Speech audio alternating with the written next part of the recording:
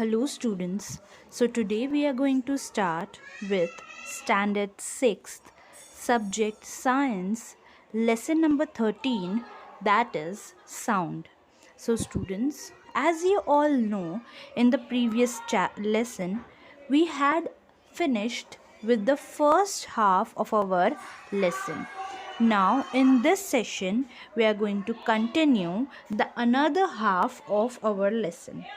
So students, previously we came to know about sound, how it is produced, from what mediums, and with the help of vibrations, and there are also sound waves. So now let us study about propagation of sound in this lesson. So students, what you have to do here is you have to take two balloons. Okay, now fill air in one of the balloon, and in the second one you have to fill water. Now press the balloon which is filled with air against your ears as shown in your textbook. So after that, rub a finger on a balloon and listen to the sound. You will hear some sound, correct? A rubbery sound will be heard. Repeat the same activity with the balloon which is filled with water. So students, through which balloon do we hear a clearer sound? Obviously, when you will do this, you will come to know the water balloon will sound, their sound will be much louder compared to the air balloon. Okay, now stand at the end of a big table and make a friend stand at the other end. Now ask the friend to knock lightly on the table. Now you will hear a faint sound. Now if you press your ear to the table and ask the friend to repeat the knock, what difference will you notice? That the sound became louder. So students, basically sound travels in the form of waves through air, water, or through a solid and reaches till our ears. Now sound is propagated more clearly through a liquid than through air. Now it is heard most clearly through a solid. Now why is this so?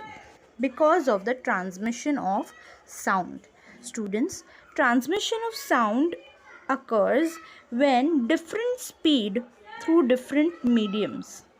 Transmission of sound is faster through a liquid than through a gas, and faster through a solid than through a liquid. There are some new words like propagation of sound. Students, when sound is said to be propagated when sound waves spread in all directions from a source of sound. There is one more thing we heard, that is the medium of propagation of sound. Basically, the substance around a source of sound through sound waves spread is called the medium of the sound.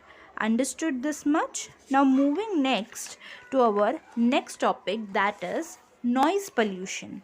So students, we have always heard about this word noise pollution. So what it actually is? You can see on your screen, this is a noisy scene, correct? Some party is going on and music is playing, people are talking, people are hearing music. So this is a noisy scene. So the situations shown in this picture are often seen around us. Some of the sounds they depict are pleasant while others are harsh. That is not very good to hear. Okay students, very loud or continuous noise has very adverse effect on the people of that particular locality. Their hearing also may get impaired, that is they get some issues in their hearing, okay, which can even lead to deafness. It can also cause restlessness, irritability, and mental exhaustion. One cannot work or concentrate properly because of such harsh or such annoying noises. So students, this kind of continuous noise which may have ill effects is called noise pollution. Understood? So basically, students, some noise which you hear are good, but some that are not good. They annoy you, or they can also give you deafness or impairability. Understood? Now, students, noise pollution occurs when we hear one or many sounds which are harmful to our ears. So we can take some measures for preventing such noise pollution. Like, first we can do is, as far as possible, we should avoid blowing the horn when you are in your vehicle.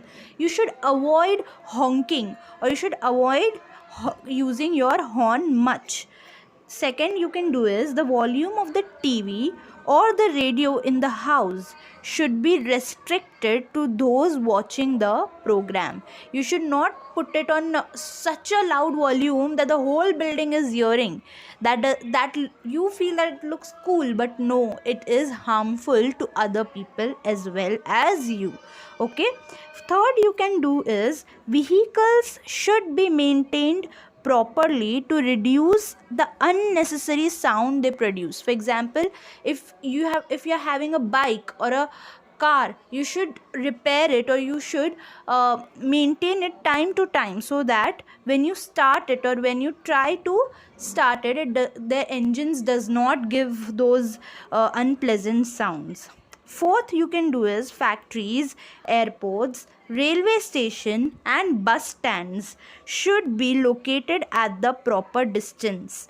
It should be away from the residential areas, because if these spots are very near to the residence or to the houses where people are staying, what will happen?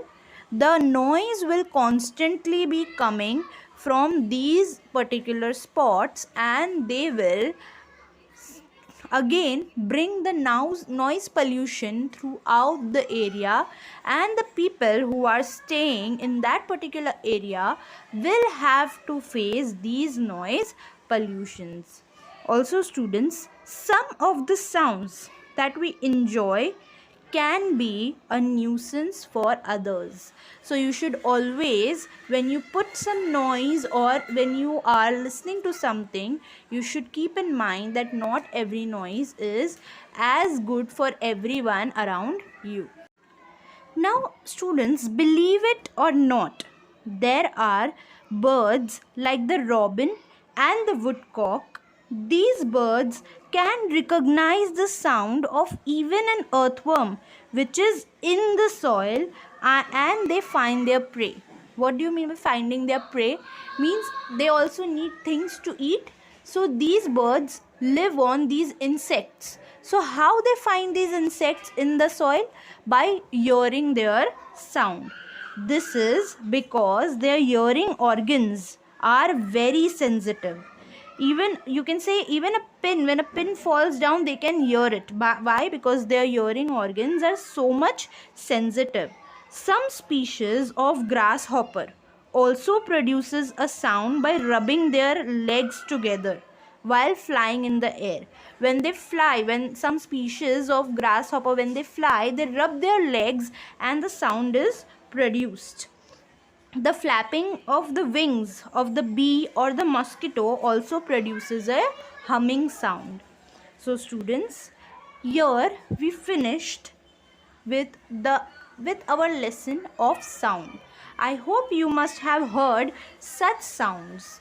So you have cleared with the topic and with your particular lesson properly. We'll meet in the next session with our next lesson. Till then, thank you.